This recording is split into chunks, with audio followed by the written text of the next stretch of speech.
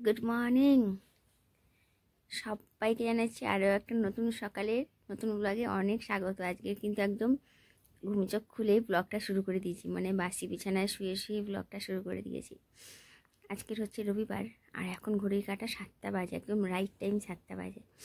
আজকে একটু এক ঘন্টা দেরি করে উঠলাম, বাজারে যাওয়ার ব্যাপার আছে, তো উঠে বাসি কাজকর্ম তাড়াতাড়ি হয়ে যাবে, যেহেতু গতকাল রাতে বাসন কোসন সব মেজে রেখে শুয়েছি। ঘুম চোখ খুলে একটু পিছনে লাগছে, কখন থেকে বলছি ওঠো ওঠো, একসঙ্গে উঠে পড়ো, বাজারে যাবে তো। উঠছে না, ওই জন্য ভাবলাম একটু পিছনে লাগি। ঘুম চোখ খুলেই আজকে ওকে একটু রাগিয়ে দিলাম, রাগেরই মানে ওর একটু পিছনে লাগলাম। আর আমি ওর পিছনে লাগবো না, আমি ওকে রাগাবো না, তার কে রাগাবে বলো তো। তোকে বললাম উঠে পড়ো, বাজারে যাবে, নাহলে অনেকটা বেলা হয়ে যাবে। বললো যাও তুমি ওঠো, কাজে হাত দাও, আমি উঠছি। তো উঠে কিন্তু আমার যেটা প্রত্যেক দিনের রুটিন বাসি কাজকর্ম করার, আজকে একটু দেরি করলেও কোনো অসুবিধা নেই, যেহেতু রবিবার।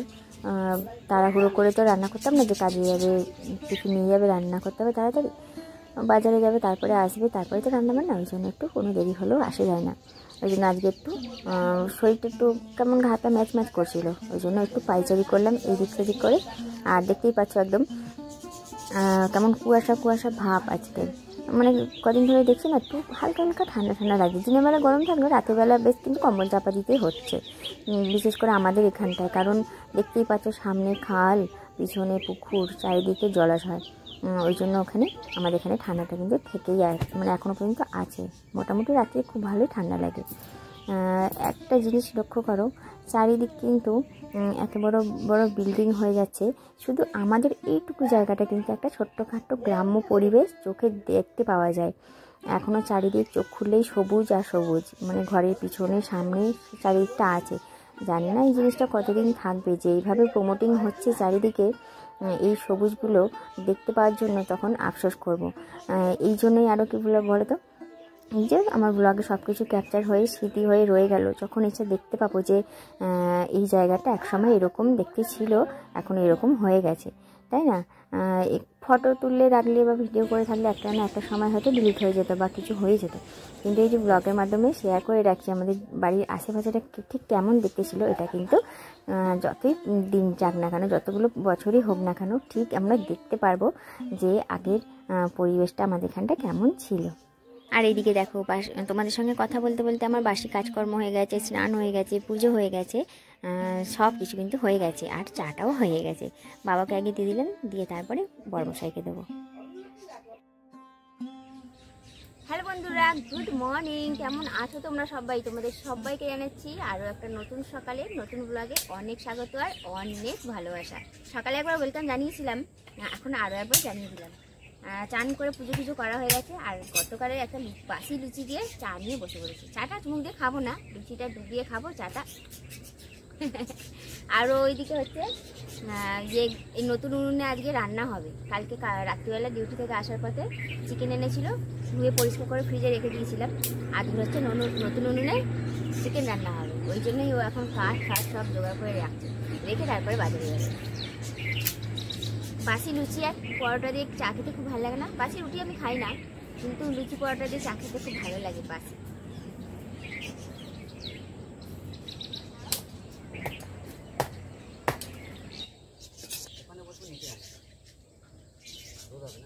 রোদ হবে ওখানটার কথা, চেয়ারে বসে রান্না করবে।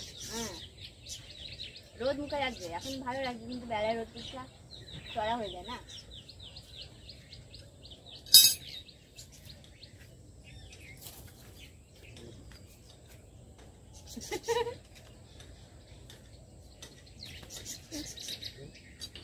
চা খাওয়ার পর্ব হয়ে গেছে, এখন বাবা আরও হচ্ছে বাজারে যাচ্ছে। বসে বসে একটু এডিট করবো আধা ঘন্টা, তারপরে টিফিন বানাবো।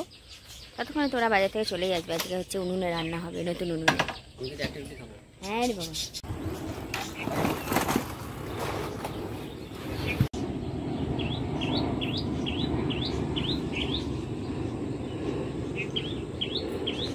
চলো।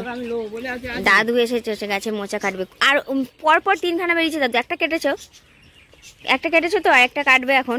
আরও একটা গাছ আছে, এই দেখো, এই মোচাটা কিন্তু অনেক বড় বেরিয়েছে। দেখেছো অনেক বড় মোচা। ও দাদু টিনের দরজা ভেঙে না যায়। ধপাস করে পড়েছে। কি করে তুলে আনবে ওখান থেকে? কত বড় হয়েছে মোচাটা, অনেক বড় বড় দাদু। চলো দেখাই মোচাটা কত বড় হয়েছে। বাবা অনেক বড়। এটা যদি কলা ধরানো হতো না মানে বিশাল বড় মোচা হতো, ওই কলার কাঁদি হতো। মোচাটাই এত বড় ভাবো, কাঁদি হলে তো কলার কাঁদি বানালে এটা তো বিশাল বড় হতো। যেহেতু এটা দানা কলা তো ওই জন্য আমরা রাখি না, মানে দিয়ে দিই। মোচা বেরোলেই আমি বিক্রি করে দিই।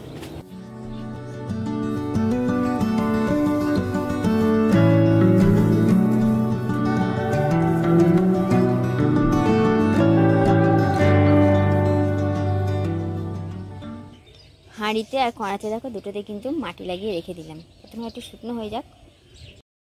কড়াতে আর হাঁড়িতে মাটি লাগিয়ে রোদুরে দিয়ে এসেছি, দিয়ে টিফিনটা বানিয়ে নিচ্ছি। গোলা রুটি করছি, চালের গুঁড়ো, ময়দা, কাঁচা লঙ্কা, পেঁয়াজ, ধনেপাতা এইসব দিয়ে গোলা রুটি করে নিচ্ছি। আর মানে টিফিনটা জাস্ট আমার বানানো শেষ হয়েছে, আর ও আর বাবা বাজার থেকে চলেও এসেছে।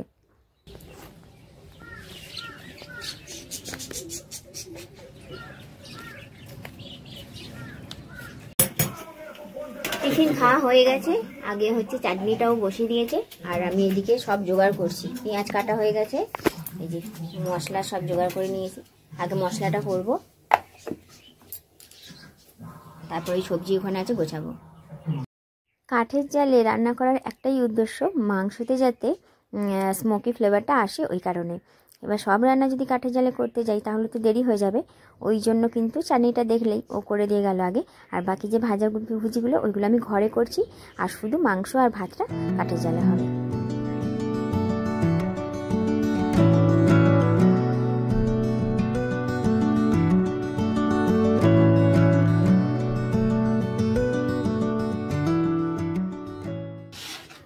চলো আমার এদিকে সব কাজ হয়ে গেছে।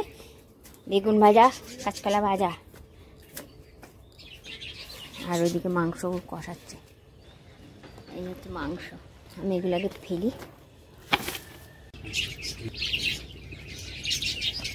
কেমন আগুন দেখেছো, একদম গ্যাসের মতো জ্বলছে, টকবক করে ফুটছে।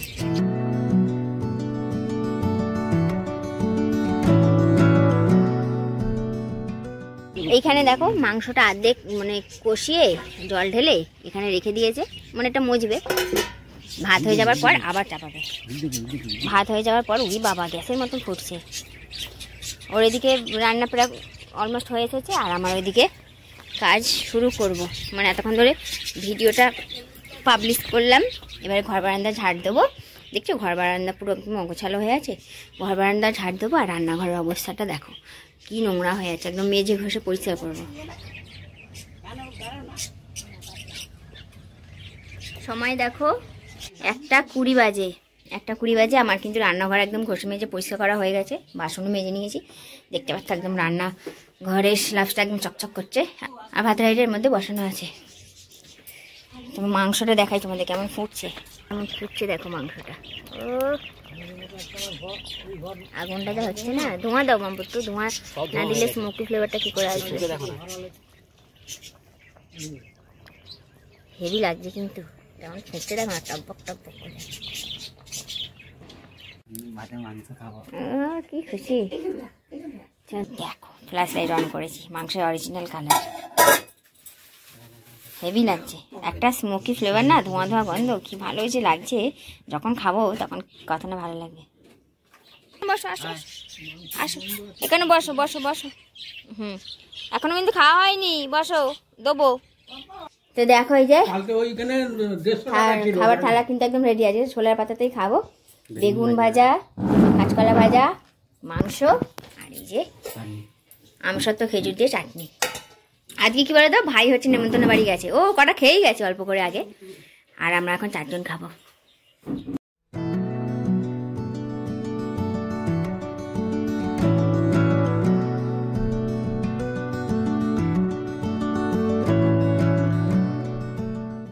কুতুর কুতুর কুতুর কুতুর কুতুর কুতুর কুতুর।